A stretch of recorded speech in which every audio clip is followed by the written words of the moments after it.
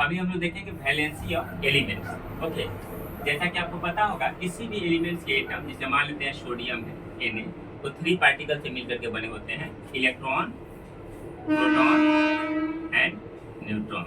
ये 3 पार्टिकल से मिलकर के बने होते हैं। इसमें जो 3 पार्टिकल होते हैं इनका कुछ अरेंजमेंट होता है, किस तरह से, जैसे सोडियम का एग्जाम्पल हम लिए, सोडियम में इलेक्ट्रॉन, प्रोटॉन, न्यूट्रॉन कैसे अरेंज रहते हैं, जिसमें आप याद रखें कोई भी एलिमेंट्स का आइटम लेंगे उस 3 पार्टिकल उसमें रहेंगे, इलेक्ट्रॉन, प्रोटॉन, न्यूट्रॉन। तो इसमें प्रोटॉन और न्यूट्रॉन न्यूक्लियस में रहता है और इस तरह से ऑर्बिट बना रहता है सेल, जिसमें आपको इलेक्ट्रॉन मूव करते रहता है। तो किस ऑर्बिट में कितना इलेक्ट्रॉन मूव करेगा उसका एक फार्मूला है, उसको हम लोग अभी देखेंगे। और हमेशा याद रखना है कि इलेक्ट्रॉन इक्वल टू प्रोटॉन होता है, नंबर ऑफ इलेक्ट्रॉन और प्रोटॉन हमेशा इक्वल रहते हैं। इलेक्ट्रॉन पे निगेटिव चार्ज होता है और प्रोटॉन पे प्लस चार्ज होता है, इसीलिए दोनों चार्ज प्लस और माइनस इक्वल होने के कारण जनरली एटम न्यूट्रल रहता है, उस पर कोई चार्ज जनरली नहीं रहता है जनरल कंडीशन में। ओके, अब हम लोग देखेंगे कि प्रोटॉन और न्यूट्रॉन तो न्यूक्लियस में रहते हैं, लेकिन किस ऑर्बिट में कितना इलेक्ट्रॉन अरेंज रहेगा उसको हम लोग इलेक्ट्रॉनिक कॉन्फ़िगरेशन बोलते हैं, उसको हम लोग देखेंगे, क्योंकि उसी पे आपका वैलेंसी डिपेंड करेगा। ओके, तो हम लोग अभी देखते हैं कि किस ऑर्बिट में कितना इलेक्ट्रॉन रहेगा। और एटॉमिक नंबर क्या होता है, नंबर ऑफ प्रोटॉन, जैसे सोडियम है तो सोडियम में कितने प्रोटॉन होंगे उसी के नंबर को हम लोग बोलते हैं एटॉमिक नंबर। तो सोडियम में 11 प्रोटॉन होते हैं और उतना ही इलेक्ट्रॉन, 11 इलेक्ट्रॉन भी होता है। तो इस 11 इलेक्ट्रॉन कैसे ये अरेंज रहेगा इस ऑर्बिट में, उसको पहले हम लोग देखते हैं। उसके लिए हमारे पास एक फार्मूला होता है और उस अरेंजमेंट को हम लोग बोलते हैं इलेक्ट्रॉनिक कॉन्फ़िगरेशन। कैसे हम लोग इलेक्ट्रॉनिक कॉन्फ़िगरेशन फाइंड करेंगे, उसके लिए एक फार्मूला है 2n²। इस फार्मूला के बेस पे अरेंजमेंट ऑफ इलेक्ट्रॉन हम लोग देखेंगे। जैसे हमने देखा कि ये न्यूक्लियस है, प्रोटॉन न्यूट्रॉन यहाँ पे रहा और ऑर्बिट में इलेक्ट्रॉन मूव करेगा। ये सोडियम का स्ट्रक्चर हम लोग अभी लेंगे, तो 2n² में n के प्लेस पर 1 डालेंगे तो 2 × 1 का स्क्वायर आ जाएगा 2। फिर n के प्लेस पे 2 डालेंगे तो 2 × 2 का स्क्वायर, 2 2 जा 4 2 जा 8। फिर 2 × n के प्लेस पे 3 डालेंगे, 3 2 जा 3 3 जा 9, 9 2 जा 18। ये बताता है कि फर्स्ट ऑर्बिट में, फर्स्ट सेल में मैक्सिमम 2 इलेक्ट्रॉन रह सकता है, सेकेंड में 8, थर्ड में 18। इस बेस पे हम लोग इलेक्ट्रॉन को अरेंज करेंगे। अब लेट अस कंसीडर हमारे पास सोडियम के पास 11 इलेक्ट्रॉन, तो फर्स्ट सेल में कितना इलेक्ट्रॉन मैक्सिमम जा सकता है, 2। सेकेंड में कितना जा सकता है, 8, सेकेंड में 8 चला गया। और हमारे पास 8 to 10 बचा इलेक्ट्रॉन कितना, 1। तो 1 इलेक्ट्रॉन जो बचा वो इलेक्ट्रॉन जाएगा लास्ट सेल में यहाँ पे। ओके, इस तरह से इलेक्ट्रॉन का अरेंजमेंट हो गया। चूंकि मेरे पास ओनली 11 इलेक्ट्रॉन था तो 11 इलेक्ट्रॉन यहाँ पे अरेंज हो गया। ये जो लास्ट ऑर्बिट में 1 इलेक्ट्रॉन आया उसको हम लोग बोलते हैं वैलेंस इलेक्ट्रॉन, और अंदर वाले जो है ये 8 to 10 इलेक्ट्रॉन उसको बोलते हैं कोर इलेक्ट्रॉन। ओके, तो ये होगा वैलेंस इलेक्ट्रॉन और ये होगा कोर इलेक्ट्रॉन। ओके, अब ये लास्ट ऑर्बिट का जो इलेक्ट्रॉन है वैलेंस इलेक्ट्रॉन, ये सारे एलिमेंट्स के एटम चाहते हैं कि हम ऑक्टेट पूरा करें, 8 इलेक्ट्रॉन्स हमारे लास्ट ऑर्बिट में कंप्लीट हो। इसके लिए ये लास्ट ऑर्बिट के इलेक्ट्रॉन्स को या तो गेन करते हैं या लूज करते हैं, किसी को देते हैं या लेते हैं। अब इस सोडियम ऑक्टेट को पूरा करने के लिए अगर यहाँ से लास्ट ऑर्बिट का 1 इलेक्ट्रॉन हटा देगा, अब ये इसका लास्ट ऑर्बिट हो जाएगा और ऑक्टेट पूरा हो जाएगा। तो इसके लिए दूसरे एटम से रिएक्ट करता है और 1 इलेक्ट्रॉन उसको प्रोवाइड करता है, दे देता है। तो 1 इलेक्ट्रॉन जो देगा सोडियम, तो जो देते हैं उस पर प्लस चार्ज आता है, तो इस पे चार्ज क्रिएट हो जाएगी +1, चूंकि ये 1 इलेक्ट्रॉन दिया है। 2 देता तो +2 चार्ज आता है ना। तो कितने इलेक्ट्रॉन लूज कर रहा है, दे रहा है या ले रहा है, दैट इज कॉल्ड वैलेंस। यानी कि सोडियम 1 इलेक्ट्रॉन लूज किया है ना।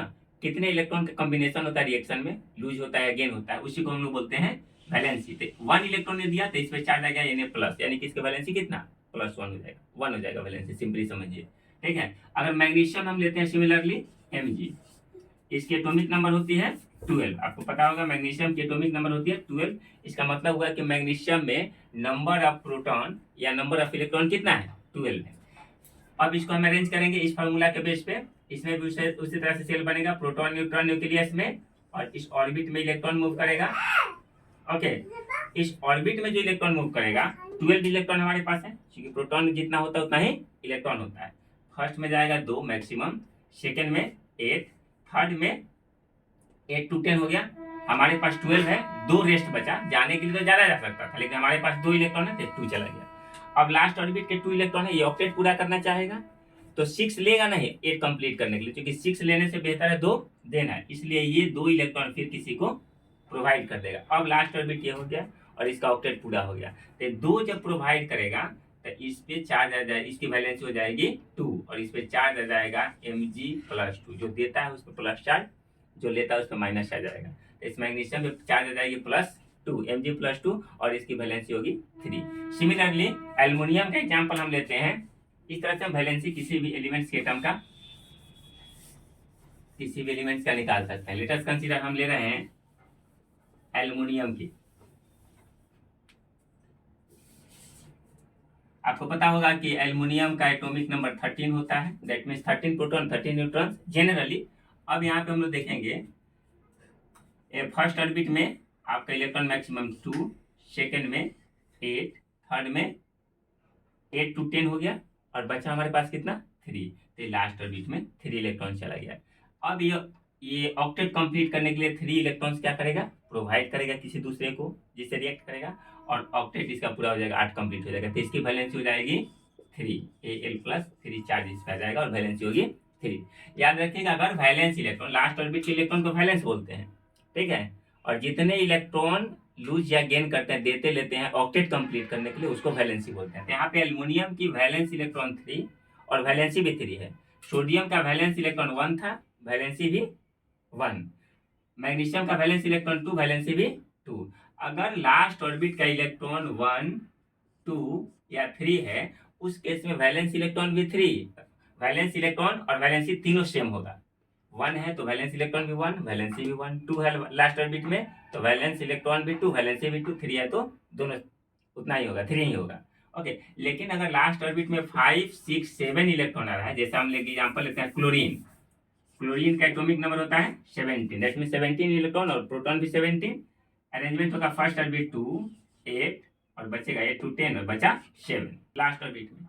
अब ये 7 प्रोवाइड नहीं करेगा, ये एक इलेक्ट्रॉन किसी से ले करके ऑक्टेट को कंप्लीट करेगा, तो 1 इलेक्ट्रॉन ही लेगा, ओके, और ऑक्टेट इसका पूरा हो जाएगा। तो इसकी वैलेंसी हो जाएगी कितनी 1, क्योंकि 1 इलेक्ट्रॉन ले रहा है, बाकी सब दे रहे थे, अभी ये ले रहा है और इस पे चार्ज हो जाएगी Cl-1, चूंकि एक ले रहा है, जो लेता है उस पर माइनस, जो दिया प्लस।